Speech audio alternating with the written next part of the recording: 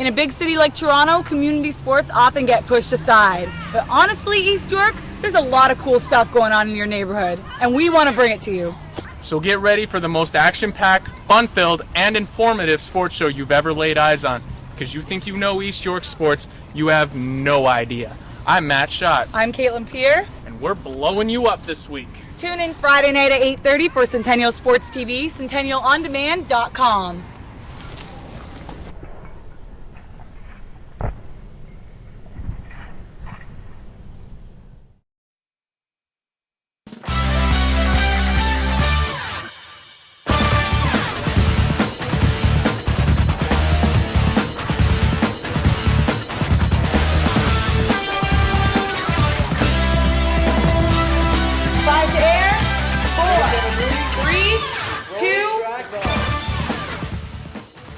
This week on Centennial Sports TV, thrilling action on the ice as CSTV's own Melissa Bukunos looks to push herself to the limit and make her mark on the Centennial men's hockey team. On the hard court, with a respected reputation as a basketball factory, we take a look inside at how Eastern Commerce has become a high school powerhouse. Running wild on the track, the ladies of Toronto Roller Derby will make you want to take up the sport. CSTV starts now. Hi everyone, welcome to your number one source for East York sports. I'm Caitlin Pierre. This is Matt Schott. You're watching Centennial Sports TV. We have a whole bunch of firsts for you in the show tonight, including the men's soccer team searching for their first victory. A female hockey player looks to make a good first impression, and our crew gets their first look at female roller derby. But first, Caitlin, tell me about this men's soccer team. Well, Matt, the Colts men's soccer team went into their game last Sunday hoping to get their first victory, not just of this season, but of the past 2 seasons. Could the team break their losing streak against the defending division champs, the Algonquin Thunder? Andrew Garris has the answer. The Centennial Colts suffered yet another heartbreaking loss today, this time at the hands of the Algonquin Thunder by a score of 1-0. The game started off with a very difficult situation for both teams to deal with, the referees ending their warm-up 15 minutes prior to game time. With temperatures dipping into single digits, players needed as much time to prepare as possible. However, not only did this particular referee cut short the warm-up, he almost single-handedly took over the game, engaging in verbal disagreements with players and coaches prior to kickoff. And finally, by dishing out card after card after card when the game finally got underway. Despite the early conflict, the Thunder took a 1-0 lead off a perfectly timed corner kick by midfielder Ryan McCurdy in the 41st minute. That was all the Algonquin Thunder needed, as the Colts struggled mightily to hit their marks, missing on several chances that they did have. We caught up with the head coach of the Colts after the game. We haven't been able to just put it together and score the goals when needed. I mean, this is a very good team. Algonquin, they won the division last year, and to lose to these guys 1-0 is a good show. Thunder head coach Jimmy Zito didn't hold back in his post-game interview.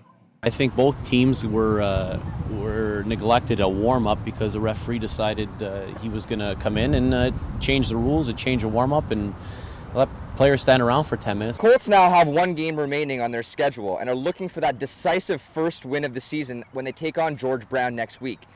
I'm Andrew Garris, back to you. East York Collegiate's annual Friday Night Lights homecoming football game took place tonight against the crosstown rival Leaside Lancers.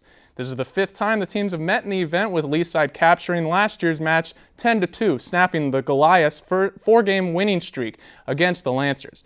Both teams headed into tonight's annual event on a losing streak. Friday Night Lights kicked off earlier today with the juniors game, followed by the seniors game. For more information on the outcome, log on to torontoobserver.ca. The hockey arena at times can be a place where courage comes to the forefront. Igor Enriquez reports on how one of CSTV's own is trying to make her passion a reality. Melissa Bukunos is used to the thrill of competition on the ice. No matter the opposition, she always seems to rise to the occasion and prove naysayers wrong. So when the annual Centennial College men's hockey team tryout took place, Melissa had a point to prove, one that she made in dramatic fashion early on.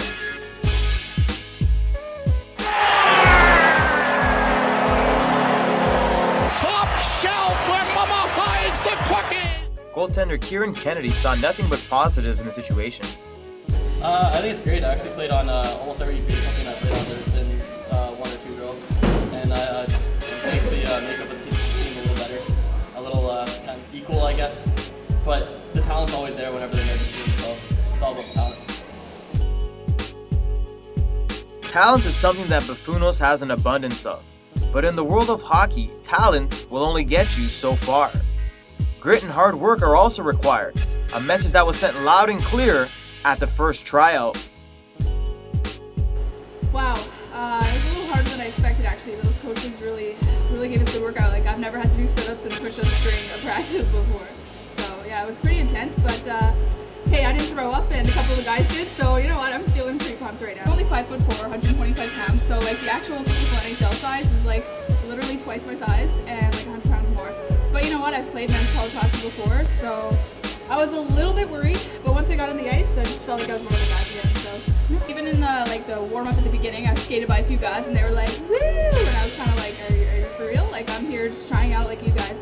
But by the end, like after I scored a bit and you know showed them some of my skills, yeah, a couple of them were coming up and congratulating me, the coach as well. So yeah, it was pretty cool. The fire of competition. It brings out the best in some and the worst in others. For Melissa Buffonos, the drive to succeed conquers all. Igor Henriquez, Centennial Sports TV. After the break, find out why Eastern Commerce continues to be a dominant basketball team in East York year after year. Also, we take a closer look at the action-packed world of roller derby. Hi, this is Dwayne Siblis, assistant coach of the Eastern Commerce basketball team, senior basketball team, and you're watching Centennial Sports.